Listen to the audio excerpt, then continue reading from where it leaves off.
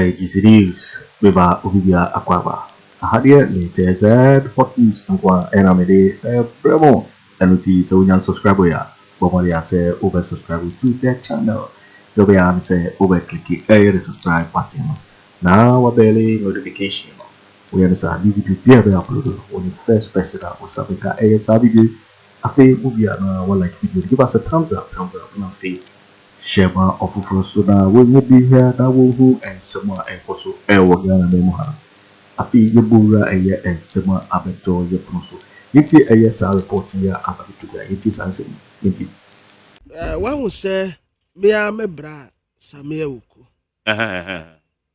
woni me sade me nenote na edin saye eya ebs yon eniama na ekoso social media so me nwe sure say eye wanim sem akosua nso eye nanim sem ya Asamoah Gyan ne buafu one obi banta na is na ye hwan explanation bi ko ya say ayamebra akonta my samia uku akonta yes na no ne Asamoah Gyan yeah because metesa ne say ototo to ne nsa bi o say yes na allegation nso a ye nua Kevin Taylor ono nso yansam kireni edemano na minya mpanimfo miensa a womo efrem wa saasam no aho because womo nim sade me ne brate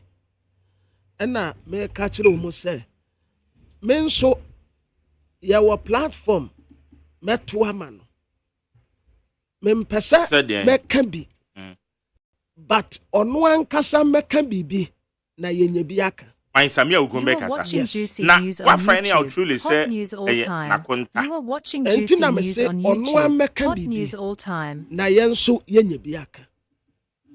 Because mem pese bi befofore no. Enye adepa. Debi. Oya mebra. Enya me nko na mebra no. Akosua say or putting into right perspectives sasa bra when koye obetene no bra say obekire no me of ye wo de wonim sade ya menenete me mpese assembly na yesi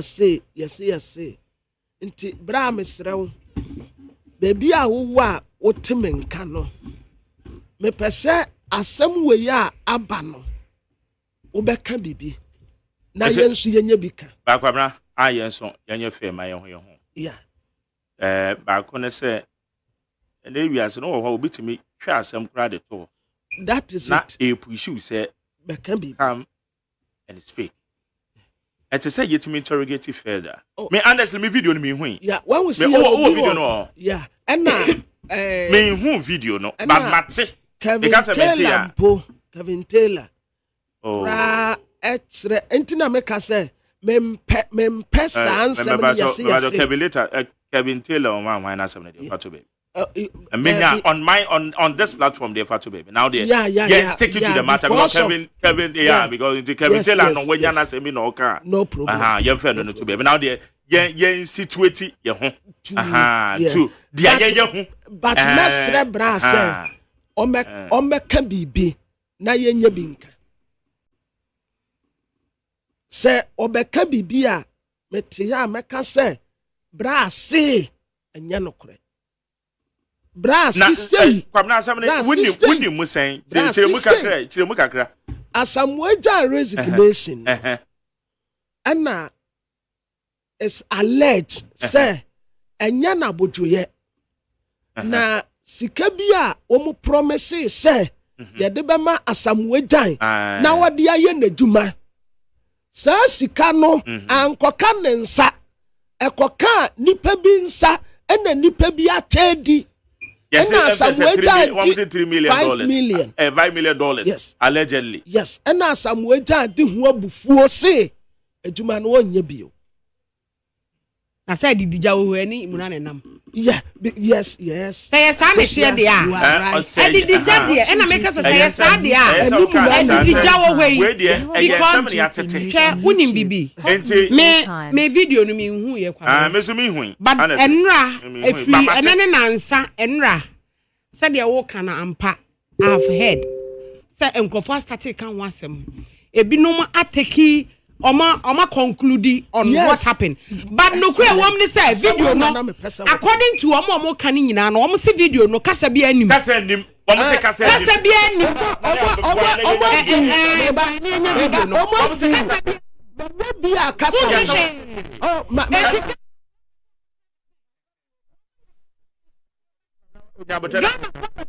say omo ya missing link ehuna de kra missing link Asamoah Gyan de eja na buafu akosia really me pacha wo men kasa unhu ne kasa wo ebiaba kasa wo no we na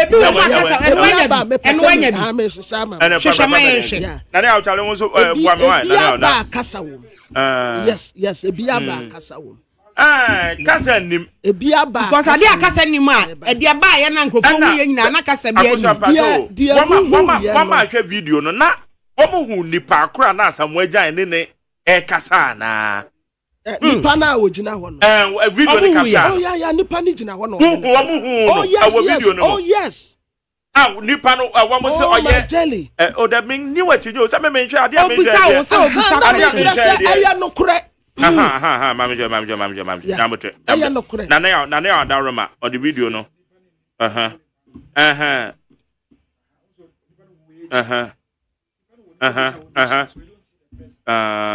unse nipa bi okay the video for video me hu wa ha no se me describe wa ma me nko has me sanko akire obi sane efri abrosan so and the wewura Asamoah Gyan say when you in the office o say here telephone your friend said telephone lines bi so ototo ne sasa dia ototo ne sane de asa dia ne bo eyefu no and obi be so na beti when you ni nua no say ni nua na bafo Gyan bafo Gyan ebe be so bafo pata no bafo pata no but nipa yo say up and down na good no free ko ba no ya hwan because so za ono na one na ekun because that's all na rush no yes but we should dia nipa na yes an ko ba be chia Asamoah Gyan yes no rush na hwe so we na Asamoah Gyan toto ne se eto yes so opeso de ne nsa yes na Asamoah Gyan na Asamoah Gyan so ni mo eti nipa ne de ni mfoni wa ha nti ye o say up and down move color yes move color okay it's a for more mutie radio no na ya de beto so betum dey Facebook no so eti we no say interpretation okay it's for why mutie radio say bi chamfoni na ebia na wunya video no bi share ya unhu say eye efie no so no obi sane free abrosan no so and or pass it through the corridor no do be wura baby akwana kwaye say office because mu telephone says is wo and Asamoah Gyan kasala say do toto ne sakasa no ase eyabufuo kwan so and or yes say aso de ode ne nsa achi ekobo nipa na washa up and down move no na no nipa de ne say gu ne bo na say dia wo ya na so bi say me bibisa ena baafo Gyan pata Asamoah Gyan so na beti eno pata no sound bi anim enti sa video we na interpretation ba beto so a say e say your boy akire hwe that is my view because the aye way yenim adekro yenim asem kro yenim adekro the aye tetene say $5 million bi na afi kura watwen Sammy Awuku edina bem so family no Afriyie na be wura yes Sammy Awuku akonta any idea do oshe move no according to Kwabena why na Sammy Awuku akonta no eno na de oshe move na ono na amafo kasa allegedly or Sammy Awuku akonta nim na akonta bia enti say well say bibi foforo bi wona Asamoah Gyan camp ene Asamoah Gyan camp titirim from the ba betu dwa because when me gidi say firi ba appropriate so they say because ono na nsam ne fa ne ho my journey media na me sre no say say opa onkasa openso a manenkasa my pa onkasa Sammy Uku. How? I don't know for Sammy Uku on Mekasa. How? I don't get it.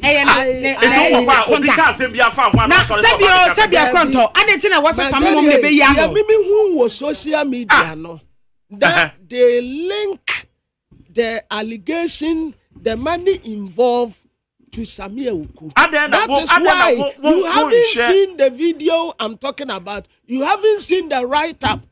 That's why I'm asking. Write-up about who? Making kind of baby, na me catch us and nipa me and sakra ne frame me. Okay, Kwabena Agyapong, apart from wo call na wunya na, wuntimi fan wa dance mama. If there is any write-up, esa one ye share na issue near discussing na dey because I haven't seen any write-up. Na we no nya ade a wo kokoam. It's out there. What is out there?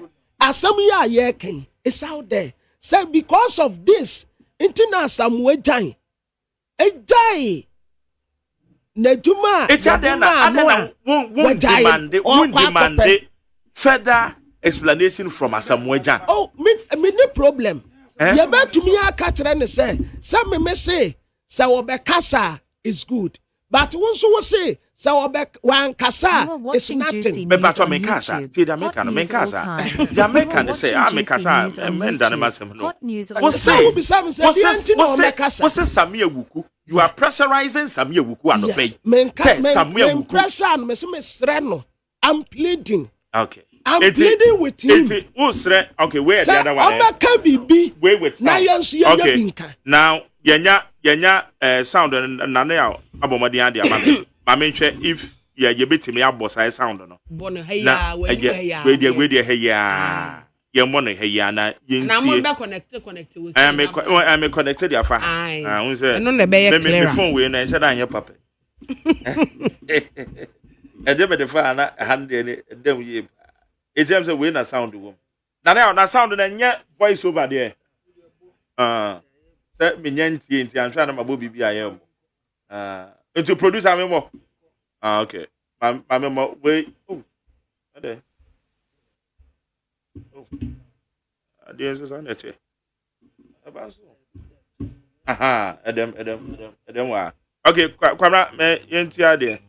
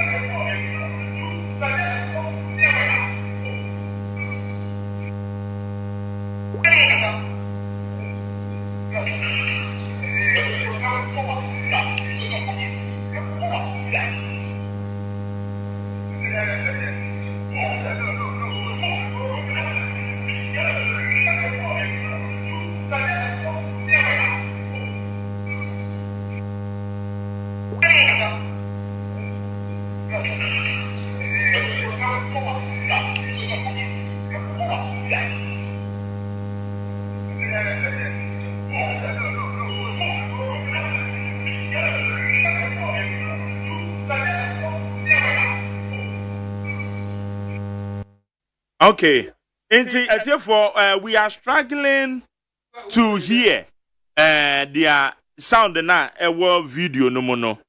Ye struggle say ye betimi ate de omka na ebom de ayete pa na ye bo asum bia ene de ayete ye no na Asamoah Gyan na kasa say be bo asum bia aha $85 million ni ade de honestly ye nti gomo but my because a bit me asante bia ma meba I go meba.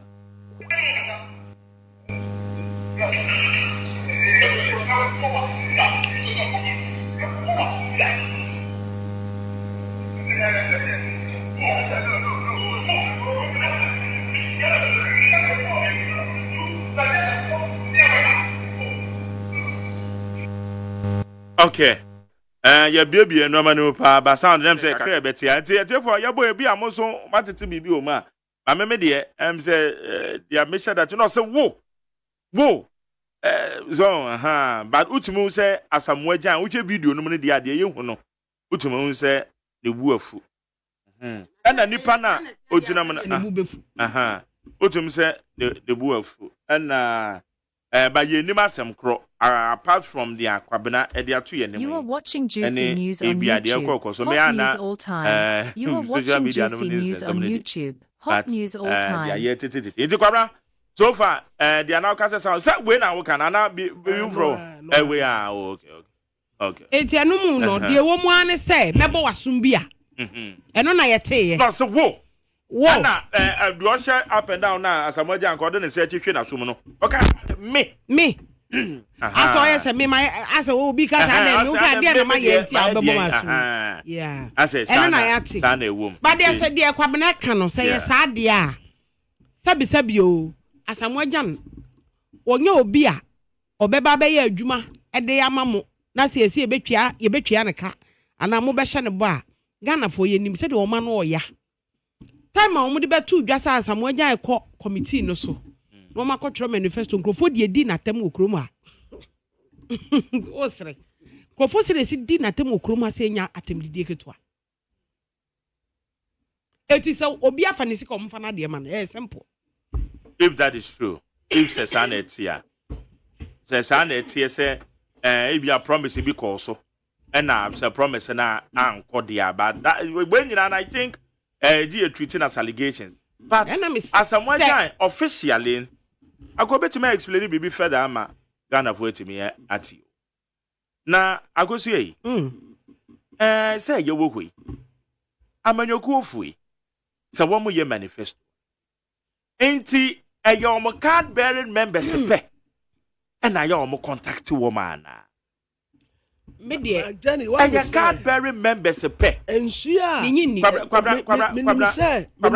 question you. Minimi say aya obekase obeje agenture de free agenture but aya assembly wo hono mu a memeti we ebi anam nimu but the amokano ana ya mitie edanu ya NPP manifesto committee no baye nia odaha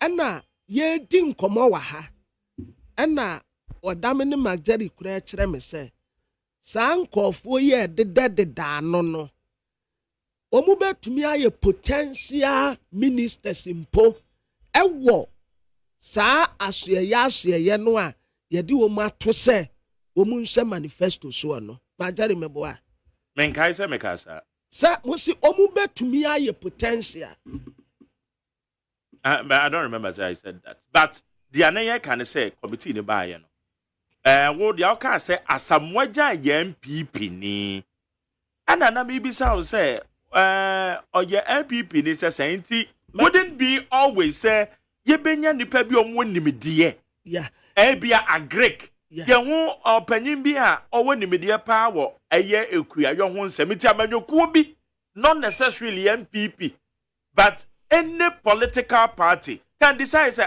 papa yi owo nimidie wo kua yo ho nsem good enu nti ye betime de na ba be hye me ti you were insisting say Asamoah Gyan eye NPP ni enu nti na me say na okay fine say etesa and so what? As it stand now, Sadia Yati, Ube to me akabi, Mensume to me akabi. But the people out there who are listening to us want to mean convinces any pakrone dase Asamoah Gyan NPP ni. Okay, that is your view. What you say? Because seni pakrone mpese. Okay, maybe question no. But say, ain't ya manyokufu? There be one more encrofo, one more card bearing members, one more sympathizers, one more conformates, one more pay, and as one more manifesto, one more contact woman. Maybe say, a woman cough will because I say, NDC for manifesto. Oma kofa Adomaku Befi said. That is not what he's asking. So me say. So now, Mama, what do you dear? Media minim said, Where is that what I'm asking? Who be that? Okay. Because the dear means to the men Casamin who be that. And I mean, so I mean Casamin who be that. Then, Mommy Gidi passe, or more better expect, or more munim dear. The entire Mamma Casane say, Sir, Usha Asamoah Gyan dear ya. I no more air can say, or NPP ni. Yeah. Asamoah Gyan, expecting football. Good. Wako coaching school. Wako sanyo mani na. Mimi uminteye. Sa Asamoah Gyan card bearing member. Good. Ewo NPP. Mimi inteye. Ena mi hu ye. Me nte so obi aso ka. Se me obi atede afan mimi inteye. Eti me time Asamoah Gyan me te say yede naka committee a omo hwe sports e wo manifesto no ho no. Me ye na me say o ene say ye because Asamoah Gyan wo we contributed to Ghana ye football. Ghana sports, yeah. Yes. Ana onim dia no. Encha no akọ coaching school nyina awie. Enti me gidi se obetimi aboa ama na koso. Me dia me dwene ye no. And the dia to so bienu ma nwene se o ye MPP ni. That's good. Right. The same position no. Ye di bi ma otia me kwame. Asam kuro yala. Say ye di bi ma otia me kwame say good. Ewo entertainment industry dia metro. And also onye good. Or say what's or remaining neutral.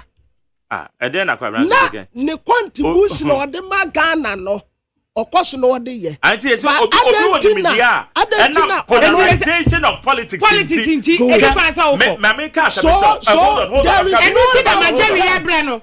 That is why we are suffering. Yes.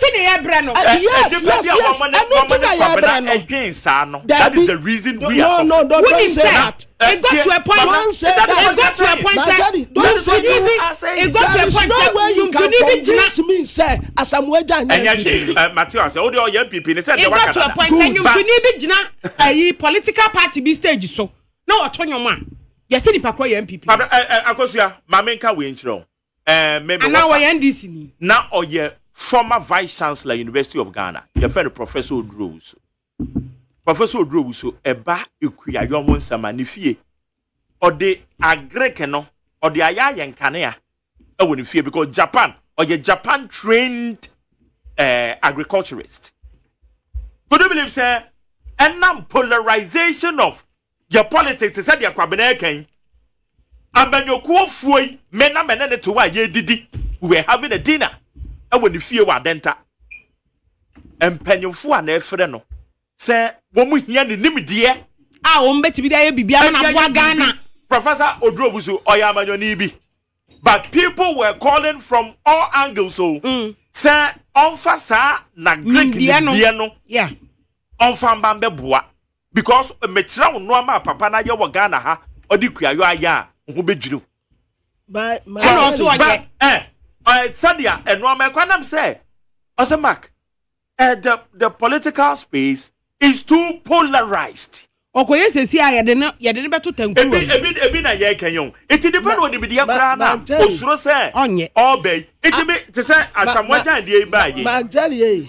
Asamoah Gyan Asamoah Gyan MPP ni. Me pacha enye no na make media men ka Asamoah MPP and Asamoah Gyan MPP ni. I'm a castigate. Yes, it's not a crime. Why you disappointed with Asamoah Gyan? You said it here. Yes, MPP because what you said, who Kwabena Eka say, why you disappointed? Why Gaza? Because what are you asking say Asamoah Gyan MPP ni? Minim sadia Ghana politics tie. Se nipa nya akoyi nanim se woye MPP ni a the other side. The question of Bizam say it doesn't hold. Sadia mo pesa mo twe Asamoah Gyan free mu say. Obi a Asamoah Gyan free mu. Any your friend so won kwatro manifesto. Can that person be a neutral person? Obi anka sa Kwabena and your argument na we follow ye. Obi anka sa. Person wo kire ni say oye owo expertise. Akosia say. Tie the Akosia kai no. O say at the moment who say Asamoah Gyan ye the chairman of the sports committee. Yeah. Ewo MPP manifesto. Oh, we know so. Asamoah Gyan, which are the contribution. Good. Our sports and your Ghana good. The whole world. Good. It is a sad year na also one year cause men so anyame de. And I also say like noses. Oh, that's something cause what from. Yeah, but one question now will be some say Asamoah Gyan NPP na ye den. Eh bibi because what's it why you disappointed? Say already know that damage no across where we. Okay, anyway. The American say enwa maybe say ninti. And people like my uncle Professor Owusu, former Vice Chancellor or University of Ghana, now or your chairman at the chancellors of universities. You can say Vice Chancellor. You couldn't cry. I didn't be to me. Who's a Vice Chancellor in what public universities? You know, one office war school UPS. I don't say you behind one office in Oha. Okay. Ono obaya beye wo mo chairman hwene media me se owo egokuayo mu na enam say when we say the political space is polarized. Did you understand no? You be do atempa. Ebia na to Asamoah Gyan yo. You be do atempa. From manifesto. Ebi na to Asamoah Gyan. Enti the no ni media kra na. Na Jerry. Aside manifesto no. Asamoah Gyan essay na campaign platform so. Aye den. Campaigning for Dr. Bawumia. Oh, Mark Jerry. Yeah. No way, Yan, we know Mark Jerry. I didn't know Mark Jerry. Asamoah Gyan all campaigning and Dr. Bawumia. So I am Mark Jerry. You don't do politics. How are you here? Hello? Hello? Minka Chiana said, Minka, Mimixi. First of all, I would like to greet His Excellency, the Vice President, the Bawumia, all the ministers, protocol observed, the youth.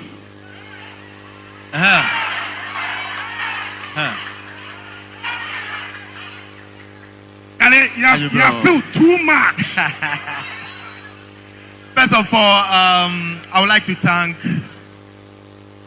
the Vice President for what he has done. Me and Kasamasano me dream the wire a broma dream in Tiasu. Sometimes no me may say me pacho man way the nebana dream one or friend me say member chair Youth and Sports Manifesto Committee. Sebi. My war sports move for over 20 years. There are a lot of Nkrofo or more handle sports or munim anything about sports. Me jinama youth. Na Vice President Efrem no. Nyonyam she me personally. And for the youth. Because Ebano Asamoah Gyan youth na Intino impanyifo ha ombe kasa men kasa bebre. But the me pese me catch Vice President ni say nyame ya adom na Ghana for decided say ebe vote amana. Me I'm emphasizing on the youth. I'm emphasizing on the youth because I represent the youth and I know with your visionary you will help the youth. Me, I'm not a politician, but so now I need to be I'm boy youth now. Me and Kasameba out. Ababekasa. Lastly, I would like to thank you so much for giving me this opportunity to chair the Youth and Sports Manifesto. You are a visionary man, and I pray to the Almighty God to give you long life and prosperity. I thank the minister. Yo, it is already and some ababeto yeponoso because so and our no so we are subscriber ya or say over subscribe to the channel Sunset Hadia latest and hot news and I'm a bravo. I think we are not like video give us a thumbs up. Mafi share my offer for so now when you be here now and someone apostle I will Ghana memo hanum. What's over to me and share what you are here and some way now I will comment boxing in my next video. Thanks for watching. Like and share the video. You can also drop your comment. Please don't forget to subscribe. Click on the bell to turn on the notification.